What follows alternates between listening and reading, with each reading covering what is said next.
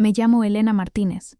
Tengo 32 años y soy arquitecta. Esta es la historia de cómo una simple mudanza se convirtió en la investigación más importante de mi vida, y cómo descubrimos un secreto que había estado enterrado durante casi 40 años. Todo comenzó en marzo de 2000. Mi esposo Daniel y yo habíamos comprado una casa antigua en las afueras de Puebla. Era una propiedad hermosa pero descuidada, construida en 1900. La habíamos conseguido a un precio increíblemente bajo porque llevaba años abandonada.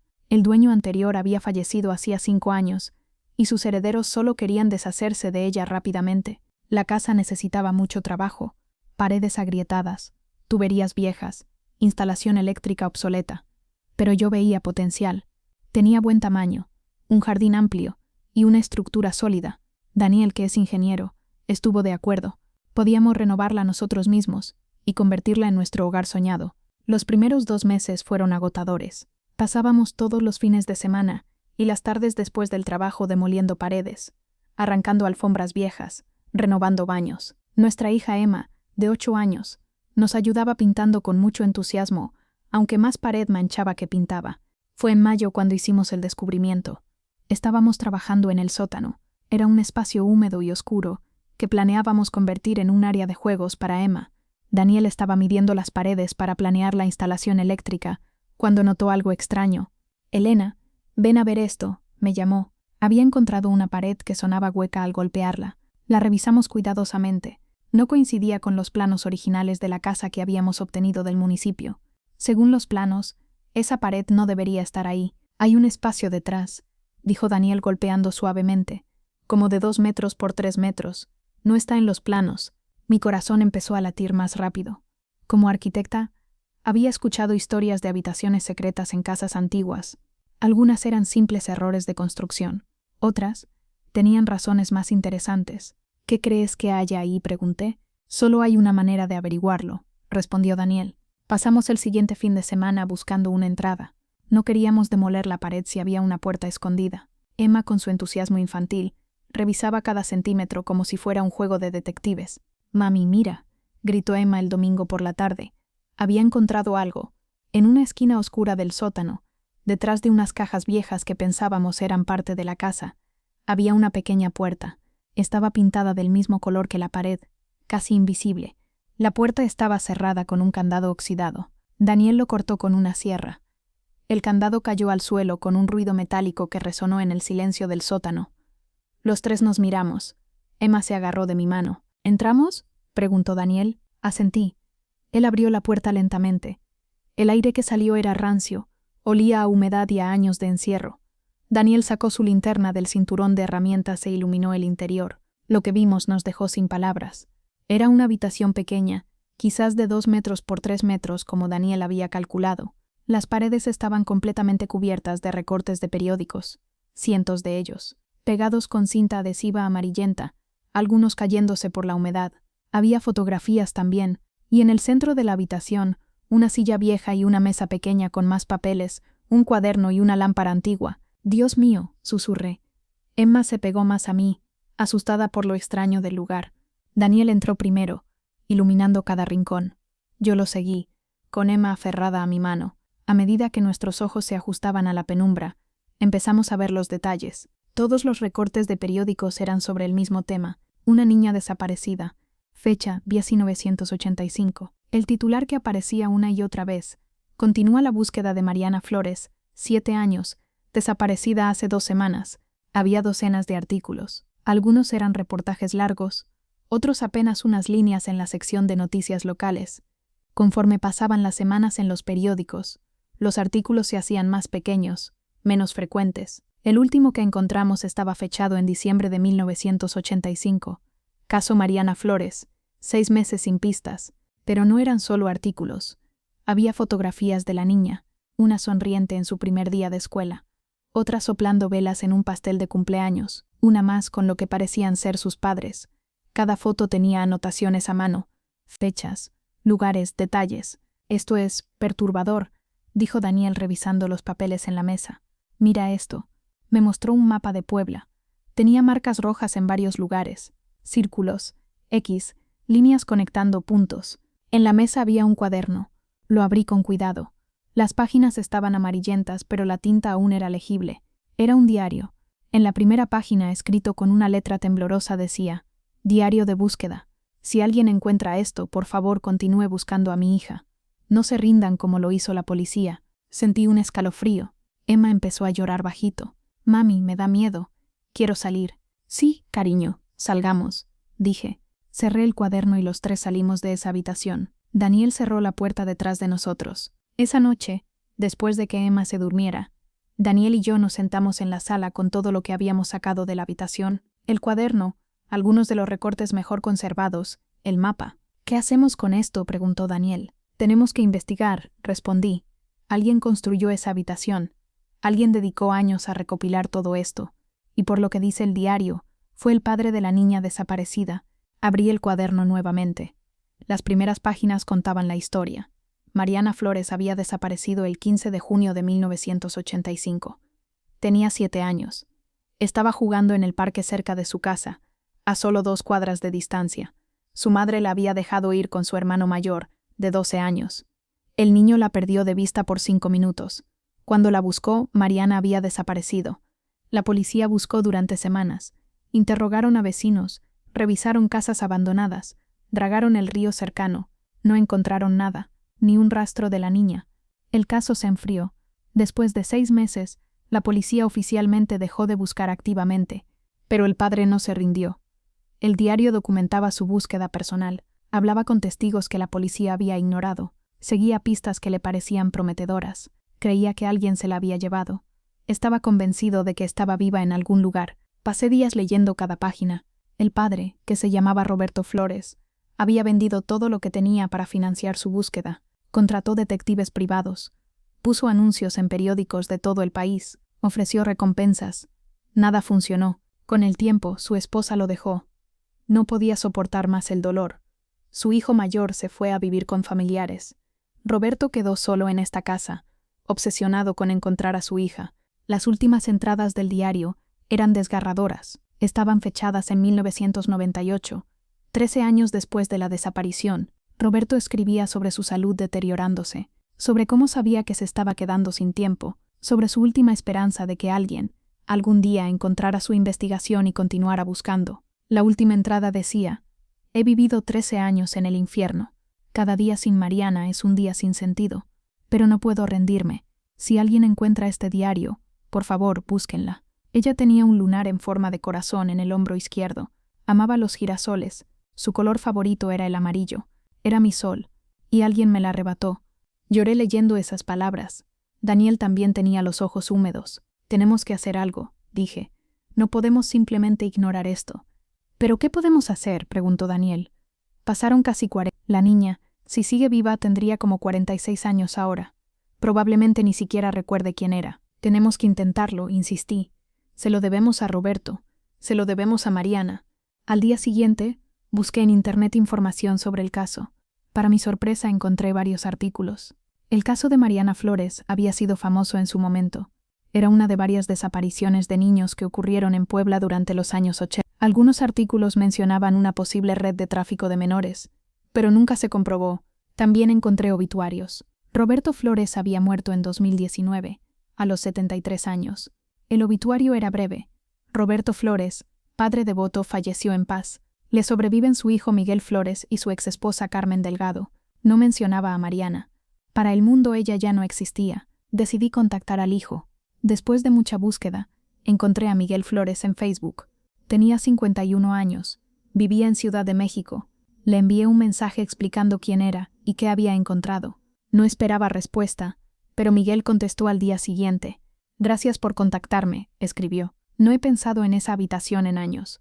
Mi padre la construyó poco después de que mi madre y yo nos fuéramos. Regresé a la casa solo una vez, años después, y vi lo que había hecho. Era enfermizo, obsesivo. Decidí dejarlo estar. Cuando murió, vendí la casa sin siquiera limpiarla. No podía enfrentar esos recuerdos. Le pedí si podíamos hablar por teléfono. Aceptó. La conversación fue difícil para ambos. Mire, señora Martínez, me dijo Miguel, entiendo que esto le parezca fascinante o trágico, y lo es, pero para mí solo trae dolor. Mariana era mi hermana pequeña.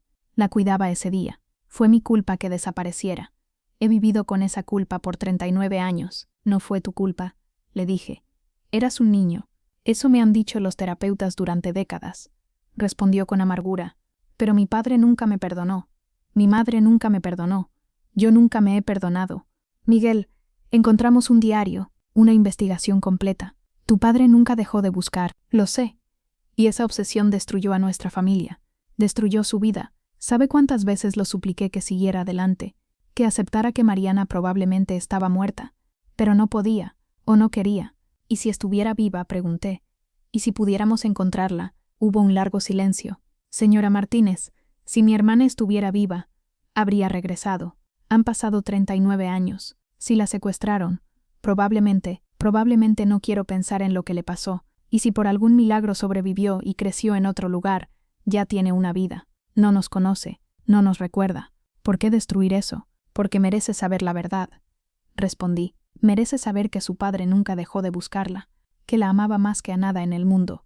Miguel suspiró. Haga lo que tenga que hacer, pero no me involucre.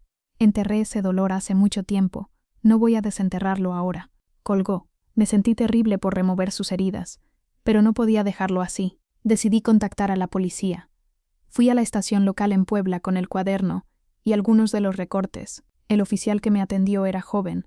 Probablemente ni siquiera había nacido cuando Mariana desaparecido. Señora, este caso tiene casi 40 años, me dijo después de escuchar mi historia. La niña, si sigue viva, es adulta. Legalmente, no hay caso. No es una persona desaparecida ahora. ¿Pero no pueden reabrir la investigación?, pregunté. Con métodos modernos. Necesitaríamos evidencia nueva. Y necesitaríamos que un familiar directo pidiera reabrir el caso. ¿El padre está vivo? No. Murió en 2019. ¿La madre? No lo sé. Intentaré averiguarlo. Me fui de la estación frustrada pero no derrotada. Busqué a Carmen Delgado, la madre de Mariana. Encontré que había fallecido en 2015. El obituario mencionaba que murió con el corazón roto, esperando el regreso de su hija amada. Era un callejón sin salida oficial, pero yo no iba a rendirme. Contraté a un investigador privado. Se llamaba Héctor Ruiz. Tenía 60 años y 30 de experiencia. Cuando le mostré todo el material de la habitación secreta, silbó bajito. Roberto hizo un trabajo impresionante, dijo revisando el cuaderno. Mejor que muchos profesionales. Mire estas notas. Entrevistó a 47 personas. Documentó cada conversación. Siguió cada pista. ¿Cree que podamos encontrarla?, pregunté. Después de 39 años, la probabilidad es mínima. Pero se detuvo mirando el mapa. Pero Roberto tenía una teoría. Vea estas marcas rojas. Son todas casas de familias que adoptaron niños en 1985 y 1986. Él creía que Mariana fue robada para ser vendida a una familia que no podía tener hijos. ¿Eso era común? Más de lo que la gente cree. En los años 80, había redes que robaban niños y los vendían. Familias desesperadas por tener hijos pagaban mucho dinero. Los niños eran muy pequeños, generalmente menores de 5 años, para que no recordaran a sus familias reales. Pero Mariana tenía 7 años. Recordaría. Por eso probablemente le dijeron que sus padres murieron. O la movieron lejos. O le cambiaron el nombre y la convencieron de que su vida anterior era un sueño. La idea era horrible. ¿Puede investigar las familias que Roberto marcó? Puedo intentarlo. Pero la mayoría de esos niños ahora son adultos. Han vivido décadas con sus familias adoptivas. Legalmente no puedo simplemente aparecer y hacerles pruebas de DNA. Trabajamos juntos durante 3 meses. Héctor investigó cada marca en el mapa de Roberto. De las 23 familias que Roberto había señalado, encontramos información sobre 18. 5 se habían mudado sin dejar rastro. De esas 18 familias, 12 habían adoptado legalmente a través de agencias. Héctor verificó los documentos. Eran adopciones legítimas. Las otras 6 eran más sospechosas. Adopciones privadas. Arreglos hechos a través de abogados que ya no practicaban o habían muerto. Una familia en particular llamó nuestra atención. Los Méndez. En julio de 1985, un mes después de la desaparición de Mariana, aparecieron en Puebla, con una niña de aproximadamente 7 años. La niña se llamaba Andrea. Les dijeron a sus vecinos que era su sobrina, que sus padres habían muerto en un accidente de auto y la habían adoptado. ¿Cómo encuentras esto sospechoso?, le pregunté a Héctor. Varios detalles. Primero, no hay registro de ningún accidente de auto en esas fechas que coincida con su historia. Segundo, la adopción nunca fue formalizada legalmente. Tercero, la familia Méndez no tenía ninguna sobrina. Verifiqué su árbol genealógico. ¿Y la niña? Andrea Méndez. Tiene 46 años ahora. Vive en Guadalajara. Es maestra de primaria. Casada, 2 hijos. Por lo que puedo ver, vida normal. ¿Podemos contactarla? Podemos. Pero tenemos que tener cuidado. Si realmente es Mariana, su mundo entero se va a derrumbar. Y si no lo es, la vamos a traumatizar con acusaciones horribles. Decidimos investigar más antes de acercarnos. Héctor consiguió una foto de Andrea de su perfil de Facebook. Cuando la comparé con las fotos de Mariana, sentí un escalofrío. Había similitudes. La forma de la cara, los ojos. Pero después de 39 años, ¿quién podía estar seguro? Necesitamos ver si tiene el lunar, dije. Roberto escribió que Mariana tenía un lunar en forma de corazón en el hombro izquierdo. Eso sería la confirmación definitiva, acordó Héctor. Pero ¿cómo vemos su hombro sin parecer acosadores? Pasamos semanas planeando. Finalmente decidimos que yo la contactaría. Mujer a mujer. Le envié un mensaje por Facebook. Hola Andrea, mi nombre es Elena Martínez. Soy arquitecta y estoy investigando un proyecto sobre adopciones en los años 80 en Puebla. Vi en tu perfil que fuiste adoptada. ¿Estarías dispuesta a hablar conmigo sobre tu experiencia? Es para un documental sobre familias no tradicionales. Era mentira, lo sé, pero necesitaba una manera de acercarme sin asustarla. Andrea respondió 2 días después. Hola Elena, me halaga que pienses en mí para tu proyecto, pero no estoy segura de querer participar. Mi adopción es algo muy personal, totalmente entendible, respondí. Solo sería una conversación informal. Café, charla casual, sin cámaras, sin presión. Y por supuesto, total confidencialidad si decides no participar. Aceptó reunirse. Acordamos un café en Guadalajara. Volé allá un sábado. Daniel se quedó con Emma. Andrea llegó puntual. Era una mujer atractiva, con cabello castaño corto, sonrisa amable, vestía casual, jeans y una blusa de manga corta. Y ahí estaba. En su hombro izquierdo, apenas visible bajo el borde de la manga, había un lunar oscuro, con forma de corazón. Sentí que el aire se me iba de los pulmones. Era ella. Mariana Flores estaba sentada frente a mí, tomando café, sin saber quién era realmente. ¿Estás bien?, preguntó Andrea. Te pusiste pálida. Sí, solo hace calor, mentí. Cuéntame sobre tu adopción. Andrea suspiró. No hay mucho que contar. Mis padres biológicos murieron cuando yo tenía como 6 o 7 años. No recuerdo mucho de esa época. Mi tía y mi tío, los Méndez, me adoptaron. Me criaron como si fuera su hija. Tuve una infancia feliz. No recuerdas nada de antes. Fragmentos. A veces sueño con una casa diferente, con un niño que podría ser mi hermano. Pero mi mamá dice que son solo sueños, que mi mente inventó memorias para llenar los vacíos. ¿Y nunca investigaste? ¿Para qué? Mis papás biológicos están muertos. Los Méndez son mi familia. Son buenos padres. Me dieron una vida maravillosa. ¿Por qué buscar dolor en el pasado? Estuve a punto de decírselo todo ahí mismo, pero algo me detuvo. Héctor tenía razón. Si le decía la verdad sin preparación, sin pruebas definitivas, podría destruirla. Andrea, ¿alguna vez te hiciste una prueba de DNA? Pregunté. Me miró extrañada. ¿Para qué? Curiosidad. Ancestros. Está de moda ahora. No. Nunca he sentido la necesidad. Pasamos 1 hora más charlando. Le pregunté sobre su vida, sus hijos, su trabajo. Era obvio que era una buena persona. Amaba a su familia. Tenía una vida plena. Cuando nos despedimos me sentí destrozada. ¿Qué derecho tenía yo de destruir su mundo? Esa noche llamé a Héctor. Es ella. Tiene el lunar. Estoy segura. ¿Y ahora qué? No lo sé. Ella es feliz. Tiene una vida. ¿Qué ganamos diciéndole que todo es una mentira? La verdad, dijo Héctor simplemente. Gana la verdad. Y su hermano gana a su hermana de vuelta. Y su padre, aunque ya no esté aquí, gana la paz de saber que ella estaba bien. Pero ella pierde todo. Su identidad, su historia, la confianza en las personas que la criaron. Ellos la robaron, dijo Héctor con dureza. No importa qué tan buena fue su crianza, la robaron de su familia real. Eso es un crimen. Pasé semanas angustiada. Daniel me apoyaba, pero también estaba preocupado. Elena, esto te está consumiendo. Ya hiciste más de lo que cualquiera habría hecho. Encontraste a la niña perdida. Pero ella no quiere ser encontrada. Porque no sabe que está perdida, argumenté. Finalmente tomé una decisión. Contacté nuevamente a Miguel Flores. Miguel, encontré a tu hermana. Silencio absoluto en la línea. ¿Qué dijiste? Encontré a Mariana. Se hace llamar Andrea Méndez. Vive en Guadalajara. Es maestra. Tiene 2 hijos. Y tiene lunar en forma de corazón en el hombro izquierdo. Escuché un sollozo. Dios mío, no sabe quién es realmente. Cree que sus padres biológicos murieron. Cree que los Méndez son su tía y tío. Tiene una vida feliz. ¿Qué? ¿Qué quieres que haga? Eso depende de ti. Tú eres su familia. Puedes decidir si quieres contactarla o dejarla vivir en paz. Miguel lloró abiertamente. Toda mi vida he cargado con la culpa, con el qué pasaría si. Y ahora me dices que está viva, que está bien, que es feliz. ¿Sí? Sí. Pero ella no sabe, no nos recuerda, tiene vagos recuerdos, sueños, pero cree que son inventados. Miguel respiró profundo. Necesito pensar, dame tiempo. Le di una semana. En esa semana, investigué a la familia Méndez. Ambos habían muerto. El señor Méndez en 2010, la señora en 2000. Nunca confesaron nada. Nunca nadie sospechó. Héctor encontró algo más.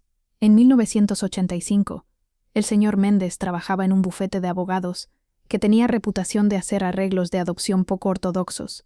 Ese bufete cerró en 1990 después de una investigación por fraude, pero nunca se comprobó nada sobre tráfico de menores. Miguel me llamó exactamente 7 días después. Quiero conocerla, dijo, pero no quiero destruir su vida. ¿Hay manera de hacerlo gradualmente? Podemos intentarlo, pero eventualmente tendrá que saber la verdad. Planeamos cuidadosamente. Primero yo contactaría a Andrea nuevamente. Le diría que mientras investigaba para mi documental, había encontrado información que sugería que su adopción podría no haber sido como le contaron. Le pediría que se hiciera una prueba de DNA, comparándola con la base de datos de personas desaparecidas. Si aceptaba, y el DNA confirmaba lo que ya sabíamos, entonces revelaríamos todo, con apoyo psicológico, con su hermano presente, con toda la evidencia de la habitación secreta, mostrándole cuánto la amó su padre. Le envié otro mensaje a Andrea. Hola Andrea, sé que esto va a sonar extraño, pero mientras hacía investigación para el documental, encontré algunas inconsistencias en los registros de adopciones de los años 80. Específicamente, hay varios casos donde niños fueron adoptados sin los canales apropiados. ¿Estarías dispuesta a hacerte una prueba de DNA solo para confirmar tu origen? Es gratis, es confidencial, y te daría paz mental sobre tu historia. Andrea tardó 3 días en responder. Elena, esto me hace sentir muy incómoda. ¿Por qué sugieres que mi adopción no fue legítima? Decidí ser más directa. Porque no hay registro de ningún accidente de auto que coincida con la historia que te contaron. Porque la adopción nunca fue registrada oficialmente. Y porque en 1985, el mes exacto en que apareciste con los Méndez, una niña de tu edad desapareció en Puebla. Otro largo silencio. Luego, esto es ridículo. Mis padres nunca me mentirían así. Tus padres adoptivos ya fallecieron. No pueden confirmar ni negar nada. Pero hay una manera simple de resolver esto. Una prueba de DNA. Si no hay coincidencia, te dejo en paz para siempre. Si hay coincidencia, mereces saber la verdad. Después de mucho ir y venir, Andrea aceptó, pero bajo una condición. Si había coincidencia, quería conocer a su familia biológica antes de hacer cualquier cosa pública. Trato hecho, respondí. Coordiné todo a través de Héctor. Conseguimos un kit de DNA certificado. Andrea se lo hizo en Guadalajara, en presencia de un notario para asegurar la cadena de custodia. Mientras tanto, Miguel también se hizo la prueba. Las 2 semanas de espera fueron agonizantes. Héctor me llamaba a diario preguntando si había resultados. Miguel me mandaba mensajes ansiosos. Andrea no me contactó en absoluto. Los resultados llegaron un martes por la mañana. El laboratorio los mandó directamente a Héctor, quien me llamó inmediatamente. Es una coincidencia. 99.8% de probabilidad de que Andrea Méndez y Miguel Flores sean hermanos completos. Lloré. Lloré de alivio, de tristeza, de alegría, de dolor. Todo mezclado. ¿Se lo digo? Pregunté. Yo se lo diré a ambos. Profesionalmente. Y luego coordinamos un encuentro. Héctor contactó primero a Miguel. Me dijo después que el hombre lloró durante 20 minutos sin parar. Mi hermana está viva. Dios mío, está viva. Luego contactó a Andrea. Su reacción fue diferente. Shock, negación, enojo. Esto es imposible, le dijo a Héctor. Tiene que haber un error. No hay error, Andrea. Los resultados son definitivos. Tienes un hermano. Se llama Miguel Flores. Y tus padres biológicos eran Roberto y Carmen Flores. Tu nombre era Mariana. No. Mi nombre es Andrea. Andrea Méndez. Esa es quien soy. Fuiste Andrea Méndez por 39 años, pero naciste como Mariana Flores. Andrea colgó. No respondió llamadas ni mensajes durante 2 días. Estaba aterrada de que hubiéramos cometido un error terrible al forzar esto. Pero el tercer día, Andrea llamó. Su voz sonaba diferente, más pequeña, más perdida. Quiero ver la habitación, dijo, la habitación donde mi padre, donde Roberto guardó todo. Por supuesto. ¿Cuándo? Mañana. Y quiero que Miguel esté ahí. Organicé todo. Miguel voló desde Ciudad de México. Andrea condujo desde Guadalajara. Se reunirían en nuestra casa, en Puebla, donde todo había comenzado. El día del encuentro estaba tan nerviosa que no podía comer. Daniel preparó la casa. Emma estaba en casa de mi madre. Pensamos que era mejor que no estuviera presente. Miguel llegó primero. Era un hombre alto, de cabello gris, ojos cansados. Traía una carpeta con fotos de cuando era niño. ¿Estás bien?, le pregunté. No he estado bien en 39 años, respondió. Pero hoy tal vez empiece a sanar. Andrea llegó 30 minutos después. Cuando abrí la puerta y los vi juntos por primera vez, casi me caigo. El parecido era innegable. Los mismos ojos, la misma forma de la boca. Eran hermanos. Se miraron durante un largo momento. Ninguno habló. Finalmente Miguel extendió la mano. Hola, Mariana. Andrea no tomó su mano. Mi nombre es Andrea. Ok. Hola, Andrea. Ella asintió, aceptando la mano. Hola, Miguel. Los llevé al sótano. Abrí la puerta de la habitación secreta. Habíamos instalado mejor luz desde el descubrimiento. Andrea entró lentamente. Se quedó ahí parada, mirando las paredes cubiertas de recortes. Su propia cara de niña mirándola desde decenas de fotografías. Caminó hacia el escritorio. Tocó el cuaderno con dedos temblorosos. Esto es sobre mí. Sí, dijo Miguel detrás de ella. Papá nunca dejó de buscar. Nunca se rindió. Andrea abrió el cuaderno. Leyó la primera página. Las lágrimas empezaron a caer. Él realmente me amaba. Te amaba más que a nada en el mundo, dijo Miguel. Te amaba tanto que destruyó todo lo demás. Su matrimonio, su relación conmigo, su salud, todo. Andrea se volteó hacia él. ¿Por qué? ¿Por qué me llevaron? ¿Por qué los Méndez hicieron esto? No lo sabemos con certeza, respondí. Creemos que hubo una red de tráfico de menores. Los Méndez no podían tener hijos. Quisieron uno desesperadamente. Alguien te robó y te vendió a ellos. ¿Me robaron? Andrea se dejó caer en la silla vieja. ¿Toda mi vida? ¿Toda mi vida es una mentira? Miguel se arrodilló junto a ella. No toda tu vida. Tus hijos son reales.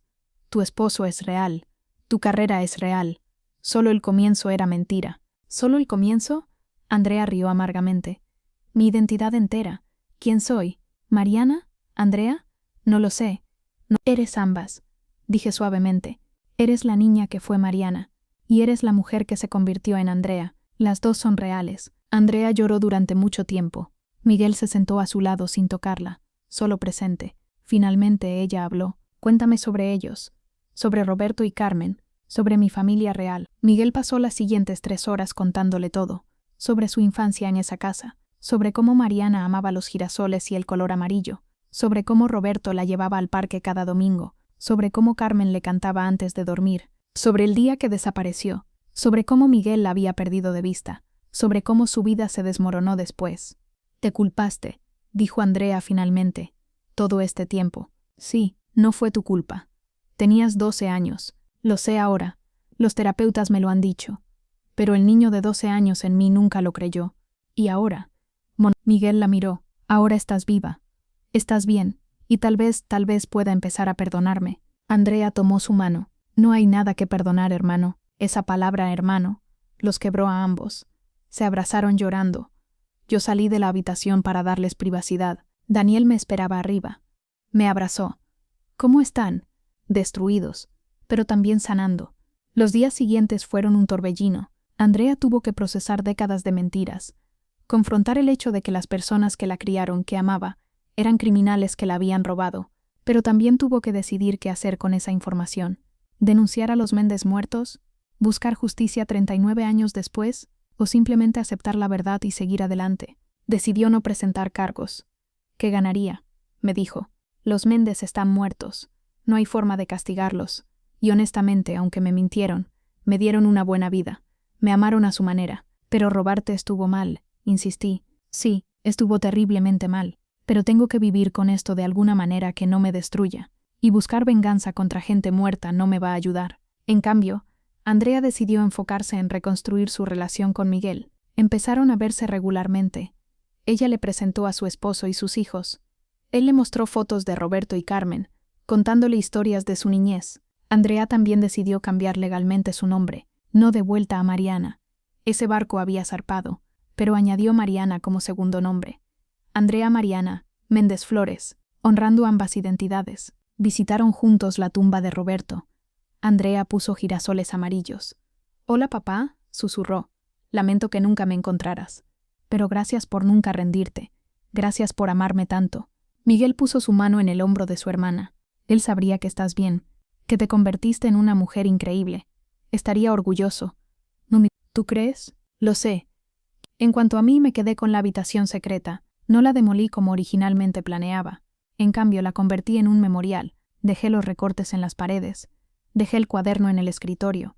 Agregué una foto de Andrea Mariana sonriendo con su familia. Y puse una placa afuera que dice: en memoria de Roberto Flores, quien nunca dejó de buscar, y de Mariana Flores, quien finalmente fue encontrada. A veces bajo ahí cuando la casa está silenciosa. Me siento en esa silla vieja y pienso en Roberto, en las miles de horas que pasó ahí, recortando periódicos, escribiendo en su diario, negándose a rendirse.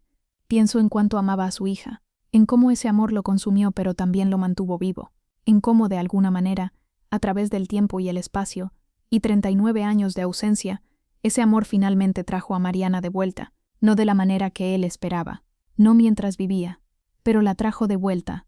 Y pienso en Andrea, en cómo tuvo que redefinir su identidad completa, en cómo está viviendo entre dos mundos, la niña que fue robada y la mujer que se crió con esa mentira.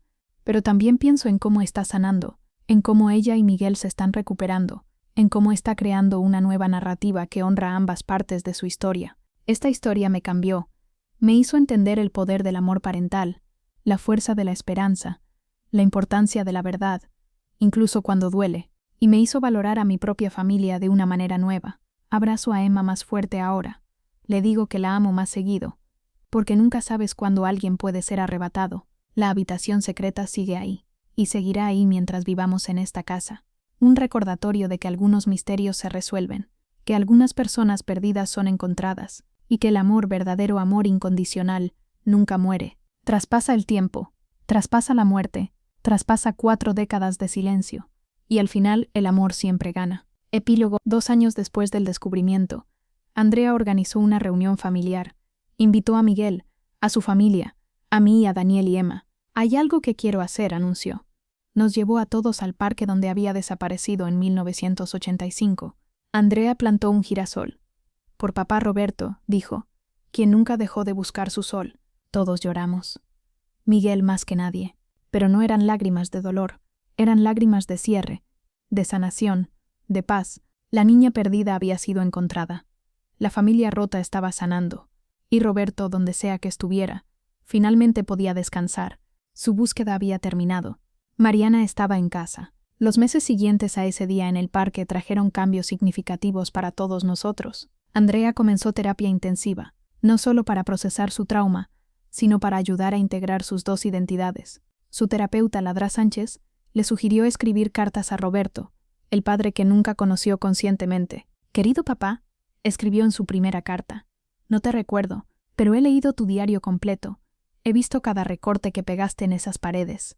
He tocado la silla donde te sentaste durante miles de horas buscándome, y aunque no puedo recordarte, puedo sentir tu amor. Atraviesa las décadas, atraviesa mi memoria perdida, atraviesa todo». Miguel también empezó terapia. Después de 39 años cargando culpa, finalmente estaba empezando a soltarla. Ver a Mariana viva, verla feliz, exitosa, con su propia familia, me dio permiso para perdonarme. Me contó una vez: «Si ella puede vivir con todo esto, yo también puedo». Los dos hermanos comenzaron una tradición. Cada 15 de junio, el aniversario de la desaparición, se reúnen en Puebla, visitan la tumba de Roberto, visitan la habitación secreta, y pasan el día recordando, hablando, sanando. El primer año, Andrea trajo algo especial, un álbum de fotos que había creado. «Esto es para ti, papá», dijo colocándolo en el escritorio de la habitación secreta. «Fotos de mi vida, de la vida que viví mientras me buscabas. No es la vida que planeaste para mí, pero es una buena vida. Espero que donde estés, puedas verlo y estar orgulloso». El álbum contenía todo: fotos de su graduación, de su boda, del nacimiento de sus hijos, de ella enseñando en su salón de clases, cada momento importante que Roberto se había perdido.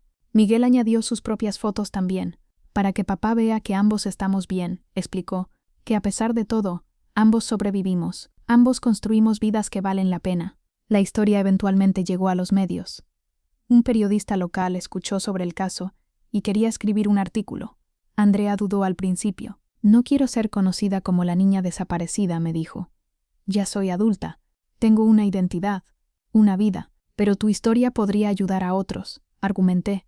Hay miles de familias con niños desaparecidos. Ver que después de 39 años puede haber un final, incluso si no es perfecto, les daría esperanza. Finalmente accedió, pero con condiciones. El artículo se enfocaría en Roberto, en su búsqueda incansable, en su amor inquebrantable, y en el mensaje de que nunca es tarde para la verdad. El artículo se publicó 6 meses después. Se llamaba La habitación secreta. Un padre que nunca se rindió. Fue viral. En una semana, decenas de familias con seres queridos desaparecidos contactaron a Andrea y Miguel. Mi hijo desapareció hace 20 años, escribió una mujer. Leo tu historia y siento esperanza por primera vez en 2 décadas. Mi hermana se perdió en 1990. Escribió otro. Gracias por mostrarme que seguir buscando no es locura. Es amor. Andrea y Miguel decidieron hacer algo con toda esa atención. Crearon una fundación, Mariana's Hope, Esperanza de Mariana.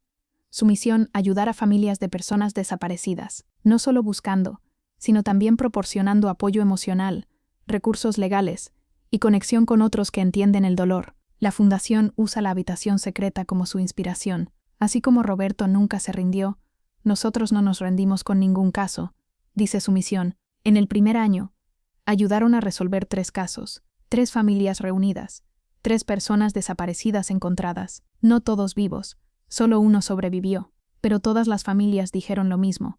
Ahora podemos tener paz, ahora sabemos. El esposo de Andrea, Javier, tuvo dificultades al principio. Pensé que conocía a mi esposa, me confesó una vez, y de repente, todo lo que sabía era cuestionable. La persona con la que me casé era Andrea o Mariana. ¿Quién es ella realmente? Pero con terapia de pareja, trabajaron en ello.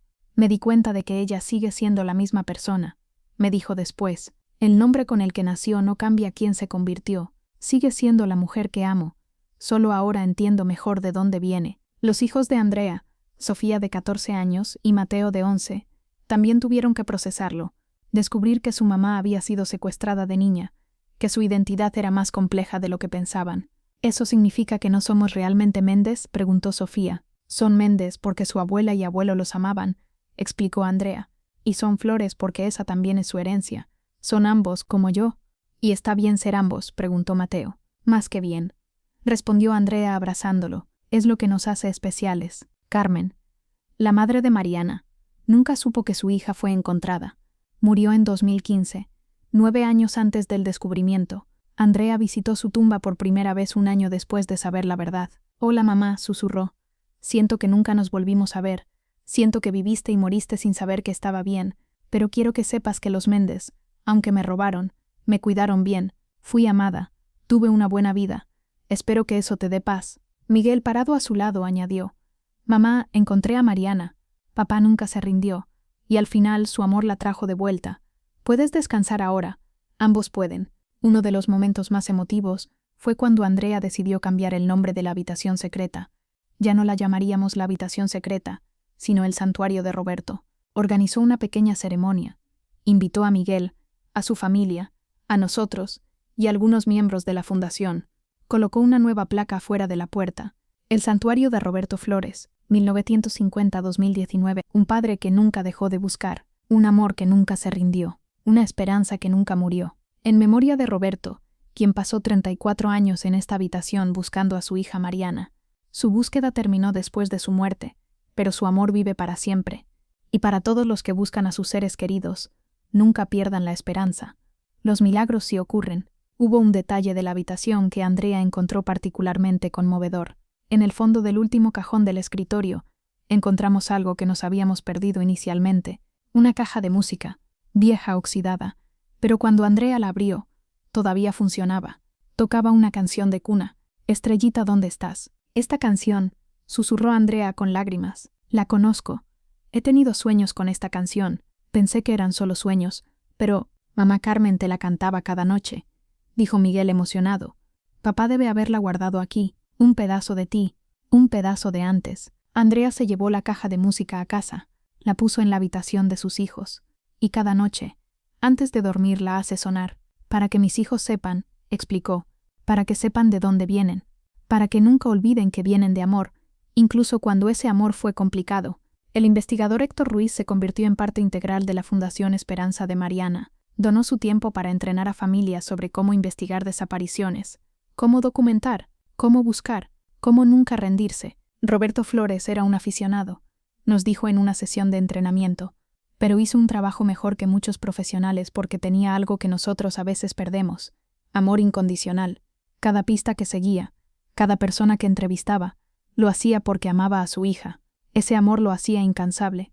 Teresa, una mujer que perdió a su madre hace 15 años, asistió a una de las capacitaciones. Pensé que era la única que seguía buscando después de tanto tiempo, nos dijo llorando. Todos me decían que la dejara ir, que siguiera adelante, pero no podía, y ahora veo que está bien no rendirse, que Roberto buscó por 34 años, y tenía razón al hacerlo. 6 meses después, Teresa encontró a su madre. Estaba viva, viviendo en un asilo con demencia avanzada. No recordaba a Teresa, pero Teresa finalmente tenía respuestas. Finalmente podía cuidar de su madre. Finalmente tenía paz. Gracias, me dijo después. Gracias por compartir la historia de Roberto. Me dio el valor para seguir buscando ese último poco. Y funcionó. Daniel y yo también cambiamos. Ver el impacto de la historia de Roberto nos hizo apreciar nuestra familia de manera diferente. Nos hizo conscientes de lo frágil que es todo, de lo rápido que puede desaparecer. Empezamos nuevas tradiciones con Emma. Cada domingo, día familiar, sin excepciones. Cada noche, cena juntos. Y cada día, nos decimos que nos amamos. ¿Por qué hacemos todo esto ahora?, preguntó Emma una vez. Porque aprendimos algo importante, le dije. Aprendimos que el tiempo con las personas que amas es el regalo más precioso. Y nunca sabemos cuánto tiempo tenemos. Emma, ahora de 10 años, a veces pide visitar el santuario de Roberto. Le fascina la historia. Le contamos una versión apropiada para su edad, pero ella entiende lo esencial.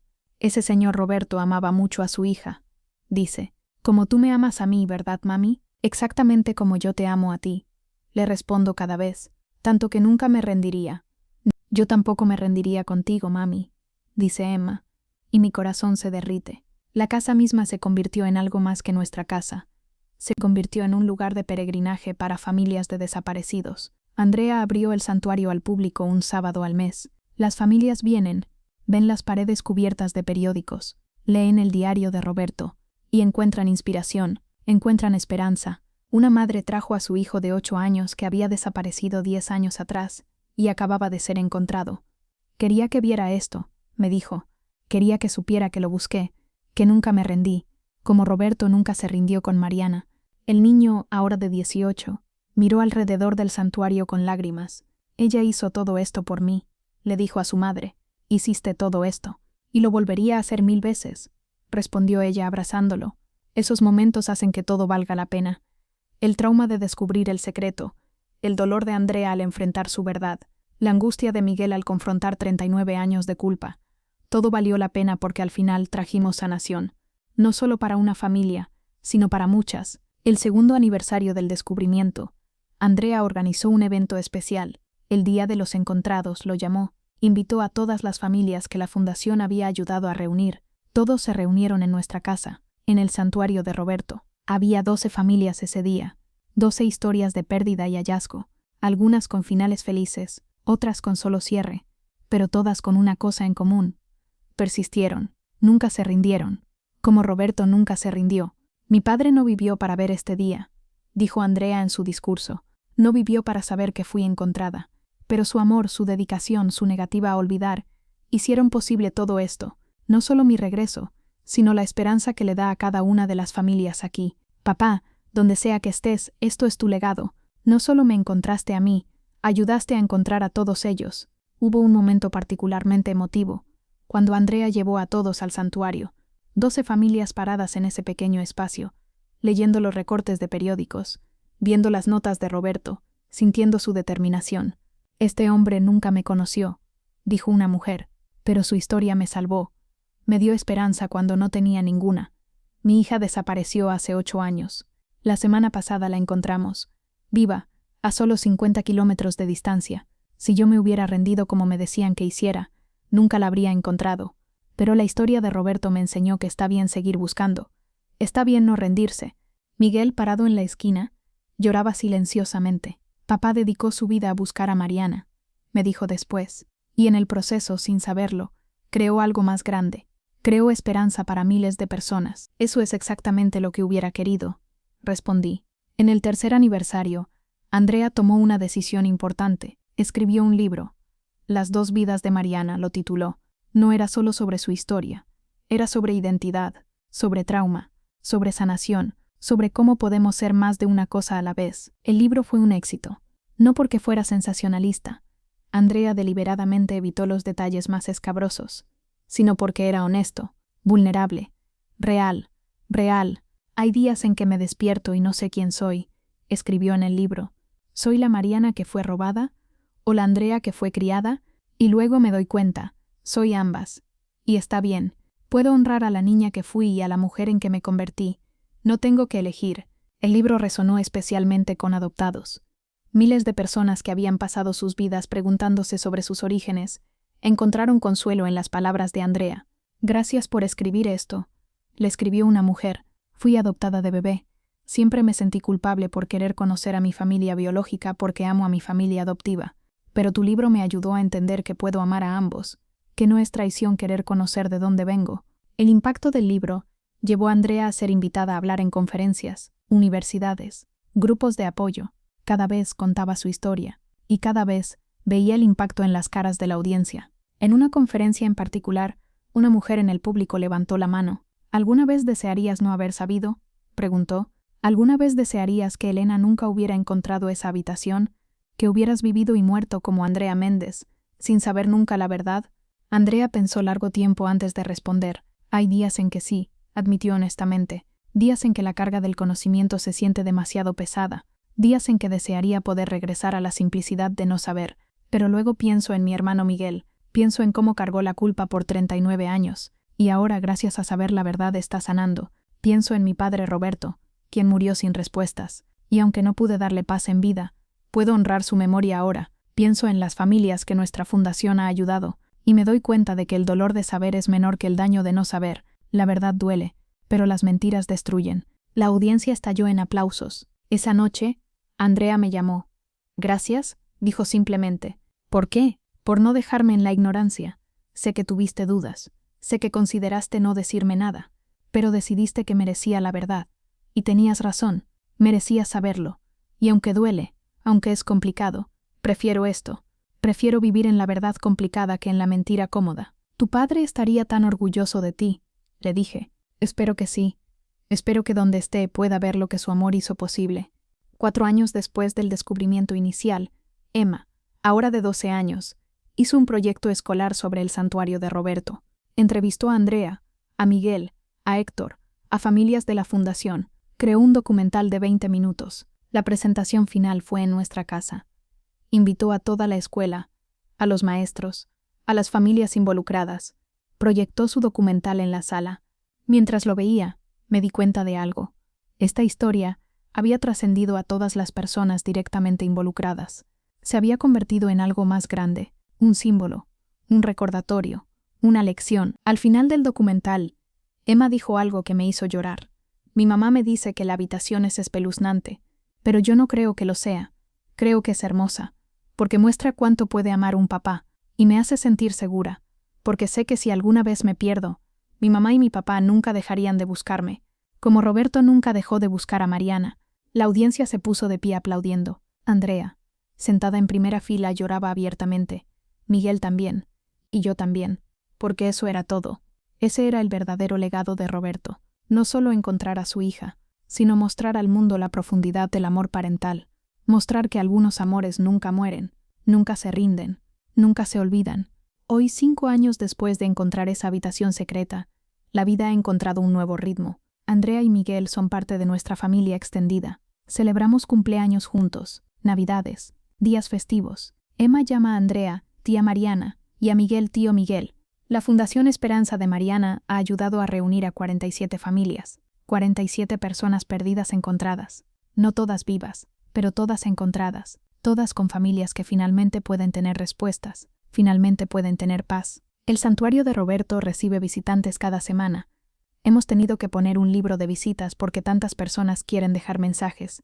Gracias, Roberto, por enseñarme a nunca rendirme. Tu amor inspira mi búsqueda. Por fin encontré a mi hermano después de leer tu historia. Descansa en paz sabiendo que tu hija está bien. Cada mensaje es un testimonio del impacto de un hombre que nunca conoceremos. Un hombre que murió solo, sintiéndose como un fracaso, sin saber que su amor eventualmente traería a su hija de vuelta. Daniel a veces me pregunta si me arrepiento de haber contactado a Andrea, de haber forzado la verdad sobre ella. Nunca, respondo siempre. Le dimos lo que su padre más quería, la verdad. Y sí, la verdad dolió, pero también la liberó a ella, a Miguel, y de alguna manera también liberó a Roberto. Esta casa, que compramos como un simple proyecto de renovación, se convirtió en algo sagrado, un lugar donde el amor triunfó sobre el tiempo, donde la verdad finalmente salió a la luz, donde una familia rota encontró sanación, y esa pequeña habitación en el sótano, con sus paredes cubiertas de recortes amarillentos, y su mesa con el diario gastado, se mantiene como un monumento, no a la tragedia, sino al amor que nunca muere, al amor que nunca se rinde, al amor que al final siempre encuentra un camino. Roberto Flores pasó 34 años buscando a su hija en esa habitación, y aunque murió sin encontrarla, su búsqueda no fue en vano, porque su amor, preservado en esas paredes, eventualmente la trajo de vuelta, no de la manera que él soñó, pero la trajo de vuelta. Y eso al final es todo lo que importa. El amor siempre encuentra un camino a casa.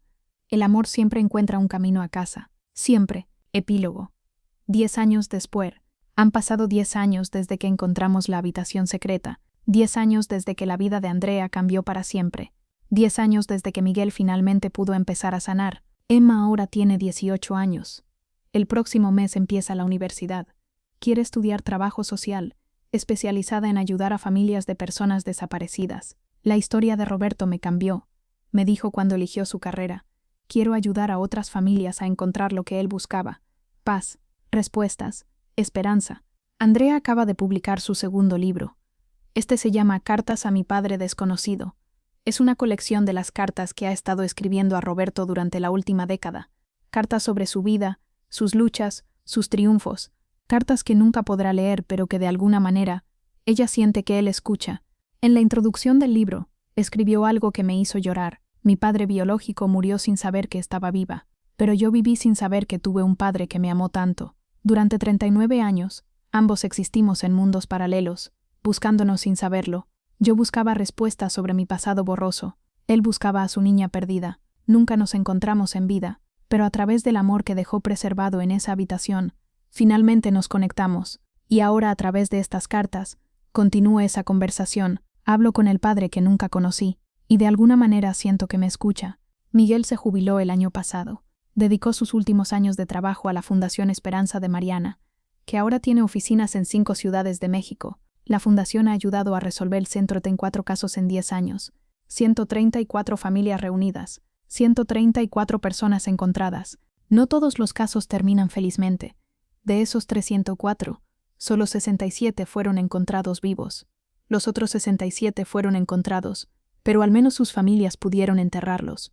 Pudieron llorarlos apropiadamente. Pudieron cerrar ese capítulo. Roberto nos enseñó que encontrar no siempre significa encontrar vivo, me dijo Miguel en el 10º aniversario de la fundación. A veces encontrar significa solo saber, y saber aunque duela es mejor que la tortura de no saber. El santuario de Roberto ahora es un sitio registrado de patrimonio cultural en Puebla. El gobierno lo reconoció como un monumento al amor parental inquebrantable. Recibe más de 500 visitantes al mes. Familias de personas desaparecidas vienen de todo el país. Vienen a ver, a inspirarse, a llorar, a orar, a encontrar esperanza. Contratamos a un curador profesional para preservar los recortes de periódico que se estaban deteriorando. Los digitalizaron todos. Ahora están disponibles en línea, en una base de datos que cualquiera puede acceder, no solo los recortes sobre Mariana, sino también información sobre otros casos de los años 80 que Roberto había recopilado. Esa base de datos ha ayudado a resolver 3 casos más. Casos que no tenían conexión directa con Mariana, pero que Roberto había investigado porque creía que podían estar relacionados. Incluso en muerte, su trabajo sigue ayudando. Daniel y yo todavía vivimos en la casa. Ahora está completamente renovada, excepto por el sótano. El sótano permanece casi como estaba. El santuario de Roberto es intocable, es sagrado. A veces en noches tranquilas, bajo ahí, me siento en la silla de Roberto. Miro las paredes, leo su diario, y siento su presencia, no de manera fantasmal o espeluznante, sino de manera reconfortante, como si estuviera diciendo gracias, gracias por no olvidar, gracias por encontrarla cuando yo no pude. La historia ha sido contada y recontada en múltiples medios. Hubo un documental profesional, un episodio en una serie de crímenes resueltos, incluso están hablando de hacer una película. Andrea tiene que aprobar todo, y es muy cuidadosa sobre cómo se cuenta la historia. No quiero que sea sensacionalista, insiste. No es una historia de crimen y misterio. Es una historia de amor, de un padre que amó tanto que nunca pudo rendirse. Eso es lo que quiero que la gente recuerde. Los hijos de Andrea, Sofía ahora de 24 y Mateo de 21, han procesado todo a su manera. Sofía escribió su tesis universitaria sobre identidad y trauma generacional, usando la historia de su madre como estudio de caso. Mateo creó una aplicación llamada Never Forgotten, que conecta a familias de personas desaparecidas con recursos, bases de datos y apoyo emocional. El abuelo Roberto que nunca conocí cambió mi vida, me dijo Mateo cuando lanzó la aplicación. Su amor por mi mamá, a quien tampoco conoció durante 39 años, me enseñó que el amor trasciende el tiempo y el espacio. Quiero que mi trabajo honre eso. Teresa, la investigadora que ayudó a encontrar a Andrea, se convirtió en conferencista. Viaja por el país hablando sobre adopción ética, tráfico de menores y cómo identificar señales de advertencia. Su mensaje es claro. Si Roberto hubiera tenido las herramientas que tenemos ahora, habría encontrado a Mariana en semanas, no en décadas. Trabajemos para que ninguna familia tenga que esperar 39 años. Uno de los momentos más conmovedores de esta década fue cuando Andrea finalmente visitó la casa donde vivió los primeros 7 años de su vida, la casa de Roberto y Carmen, la casa donde fue Mariana. Todavía existe. Una familia diferente vive ahí ahora. Andrea les explicó quién era y por qué quería ver la casa. Fueron increíblemente comprensivos. Cuando la compré en 2020, dijo el dueño actual, el agente inmobiliario me contó la historia. Supe que esta casa tenía una historia triste, pero ahora que te conozco, veo que también tiene una historia hermosa. Eres bienvenida cuando quieras. Andrea caminó por la casa lentamente, tocó las paredes, miró por las ventanas, y en el jardín trasero encontró algo que la hizo llorar, un girasol, creciendo silvestre probablemente de semillas que habían quedado del jardín de Carmen décadas atrás. Mamá amaba los girasoles, susurró, los plantaba cada año, arrancó cuidadosamente algunas semillas. Las plantó en su propio jardín en Guadalajara. Ahora cada verano, su jardín se llena de girasoles. Es mi conexión con Carmen, dice, con la madre que no recuerdo pero que me amó. Cada girasol es un recuerdo que no tengo pero que honro. El último cumpleaños de Roberto fue celebrado por cientos de personas que nunca lo conocieron. Andrea organizó un evento en el santuario. Invitó a todas las familias que la fundación había ayudado. Todos trajeron girasoles. Llenaron el sótano, la casa, el jardín con girasoles amarillos brillantes. «Feliz cumpleaños, papá», dijo Andrea. «Tienes 74 años hoy, o los tendrías. Y aunque no estás aquí físicamente, tu presencia se siente en cada vida que has tocado, en cada familia que has inspirado, en cada persona que se negó a rendirse porque tu historia les dio esperanza». Miguel agregó, «Papá, pasé tanto tiempo enojado contigo, enojado porque tu búsqueda de Mariana te consumió tanto que olvidaste que yo también era tu hijo. Pero ahora entiendo, no olvidaste, solo estabas roto, y la única manera que sabías cómo estar era buscándola. Te perdono, papá, y espero que donde estés finalmente tengas paz». Hubo un momento de silencio. Luego 200 personas cantaron las mañanitas, para un hombre que murió solo, pensando que había fracasado, pero cuyo legado había tocado a cientos. Ese mismo año la ciudad de Puebla nombró una calle en honor a Roberto, calle Roberto Flores, un amor que nunca se rindió. La calle pasa justo frente a la casa donde creció Mariana, donde desapareció, donde comenzó toda esta historia. En la ceremonia de inauguración el alcalde dijo, Roberto Flores representa lo mejor de la humanidad, el amor incondicional, la persistencia ante la desesperanza, la fe cuando no hay razón para tener fe. Esta calle será un recordatorio eterno de que el amor verdadero nunca muere. Andrea lloró durante todo el discurso. Después me dijo, toda mi vida me preguntaba si importaba, si mi existencia hacía una diferencia. Ahora sé que sí, no por nada que haya hecho yo, sino porque fui amada por un hombre que nunca conocí. Su amor por mí cambió vidas, salvó vidas, inspiró vidas. ¿Cómo puedo no estar agradecida por eso? Esta historia me cambió de maneras que nunca anticipé. Como arquitecta, siempre pensé que los edificios eran solo estructuras, paredes, techos, cimientos, pero esta casa me enseñó que los edificios son más que eso. Son contenedores de historias, guardianes de secretos, testigos del tiempo. Esta casa vio el dolor de Roberto, absorbió sus lágrimas, escuchó sus oraciones y finalmente, a través de nosotros, ayudó a contar su historia, ayudó a encontrar a Mariana. A veces me pregunto qué habría pasado si hubiéramos comprado una casa diferente, si nunca hubiéramos encontrado esa puerta secreta, si Roberto hubiera destruido todo antes de morir.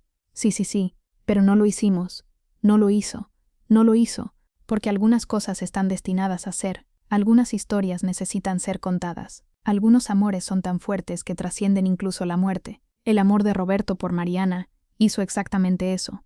Y ahora, 10 años después, ese amor sigue vivo, en cada familia reunida, en cada caso resuelto, en cada persona que se niega a rendirse porque la historia de Roberto les dio esperanza. Esa es la verdadera magia de todo esto. No fue solo encontrar a Mariana, fue descubrir que el amor, verdadero amor incondicional, nunca muere realmente. Se transforma, se expande, toca vidas que nunca conoció. Roberto murió solo en 2019, pero su amor vive en 2034, y vivirá mucho después de que todos nosotros nos hayamos ido también, porque eso es lo que hace el amor verdadero. Perdura, persiste, prevalece, siempre. Esta es la historia de cómo una familia perdida fue encontrada, de cómo un padre que nunca se rindió finalmente tuvo éxito, incluso en muerte, de cómo una habitación secreta en un sótano oscuro se convirtió en un faro de esperanza para miles, y de cómo el amor, al final, siempre gana. Roberto, donde sea que estés, espero que sepas, tu Mariana está bien, está feliz, está viviendo una vida hermosa, y cada día, honra el amor que tuviste por ella, nunca te olvidaremos. Tu historia vivirá para siempre. Reflexión final. Mientras escribo estas últimas palabras, estoy sentada en el santuario de Roberto. Es tarde en la noche. La casa está en silencio. Daniel duerme arriba. Emma está en la universidad, viviendo su propia vida, creando sus propias historias. Miro alrededor de esta pequeña habitación que cambió tantas vidas, las paredes con sus recortes amarillentos, el escritorio con el diario gastado, la silla donde Roberto pasó miles de horas soñando con el día que encontraría a su hija, y pienso en todo lo que ha pasado, en cómo un simple día de mudanza se convirtió en una odisea de 10 años, en cómo la compra de una casa vieja nos conectó con una historia que había estado esperando ser contada durante décadas. Andrea me dijo una vez, tú no encontraste esa habitación por accidente. El universo, o Dios, o el destino, o lo que sea en lo que creas, te puso ahí, te puso en esa casa, en ese momento, para este propósito. No sé si creo en el destino. Como arquitecta, creo en la estructura, en el diseño, en lo tangible, pero esta experiencia me ha enseñado que hay cosas que la lógica no puede explicar, coincidencias demasiado perfectas para ser casuales. ¿Por qué esa casa? ¿Por qué nosotros? ¿Por qué ese momento exacto en el tiempo? Tal vez nunca lo sepamos, pero lo que sí sé es esto: fuimos parte de algo más grande que nosotros mismos. Fuimos instrumentos en una historia que necesitaba un final. No el final que Roberto soñó, pero un final de todas formas. Y quizás eso es suficiente. Esta habitación ya no me asusta como lo hizo ese primer día. Ya no siento la oscuridad del dolor de Roberto. Ahora siento la luz de su amor, siento la esperanza que inspiró, siento la paz que finalmente encontró, aunque fuera después de su muerte. A veces, en noches muy tranquilas como esta, juro que puedo sentir su presencia, no como un fantasma, sino como una presencia reconfortante, como si estuviera diciendo gracias, como si finalmente pudiera descansar sabiendo que Mariana está bien, sabiendo que su amor no fue en vano, sabiendo que su historia ayudó a otros. Mañana vendrá otro grupo de visitantes, más familias buscando esperanza, más personas que han perdido a alguien y se niegan a rendirse, caminarán por esta habitación, leerán el diario, verán los recortes y encontrarán fuerza, fuerza para continuar buscando, fuerza para no rendirse, fuerza para creer que los milagros sí ocurren, incluso cuando toman 39 años. Y yo estaré aquí, guardiana de este espacio sagrado, protectora de esta historia, testigo del poder transformador del amor que nunca muere, porque eso es lo que esta habitación representa: no tragedia, no dolor, no pérdida, sino amor, amor puro, incondicional, eterno, el amor de un padre por su hija, Un amor tan fuerte que sobrevivió décadas. Un amor tan poderoso que cambió el mundo. Una familia a la vez. Roberto Flores. Nunca te conocí, pero tu historia cambió mi vida. Me enseñó que el amor verdadero no conoce límites, que la esperanza puede sobrevivir décadas de desilusión, que nunca es demasiado tarde para la verdad. Gracias por no rendirte. Gracias por amar a Mariana con cada fibra de tu ser. Gracias por crear esta habitación, este santuario, este monumento al amor parental. Y gracias por recordarnos a todos que al final el amor siempre encuentra un camino.